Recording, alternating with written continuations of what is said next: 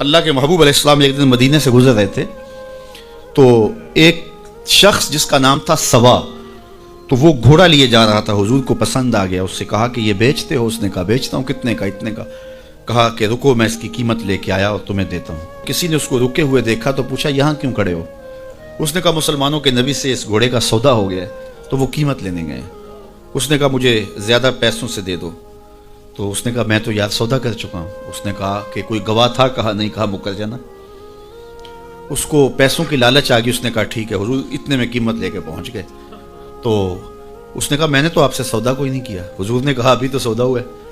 وہ کہنے لگا میں نے سودا کوئی نہیں کیا۔ لوگ بھی اکٹھے ہونے لگے، ہجوم بن گیا۔ اب حضور کہے میں نے گھوڑا خریدا ہے، وہ کہے میں نے بیچا نہیں۔ اب جب لوگوں کا ہجوم بنا تو لوگوں کے ہجوم کا بھی ایک پریشر ہوتا ہے۔ تو اس نے کہا کہ اگر بات لوگوں پہ چلی گئی تو صادق بھی یہ ہیں، امین بھی یہ ہیں، تو لوگ تو انہیں سچا کہیں گے۔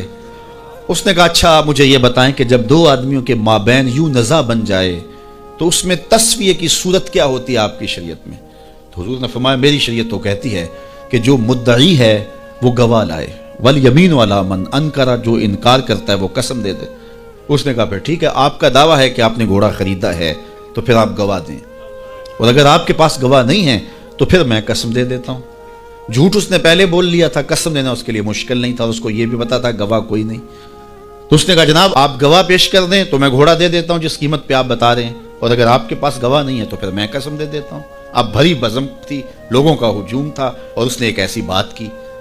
قبل اس سے کہ کچھ دیر گزرتی، حضرت حذیفہ بن یمان الانصاری رضی اللہ تعالیٰ عنہ آگے بڑھے اور کہا کہ گواہی مانگتا ہے؟ اس نے کہا جی میں گواہی مانگتا ہوں۔ تو کہا میں گواہی دیتا ہوں، جتنے میں حضور نے بتایا اتنے میں سودا ہوا ہے اور حضور نے گھوڑا خریدا ہے۔ اس نے کہا جی ٹھیک ہے میرا مطالبہ پورا ہو گیا، گواہی چاہیے تھی، درکار تھی گواہی مل گئی۔ تو اس نے گھوڑا دے دیا اور قیمت اس نے لے لی۔ قیمت اس نے اپنی مرضی کی گھوڑے کے مطابق ہی لی تھی، وہ تو زیادہ پیسوں کے لالچ میں مکرا تھا۔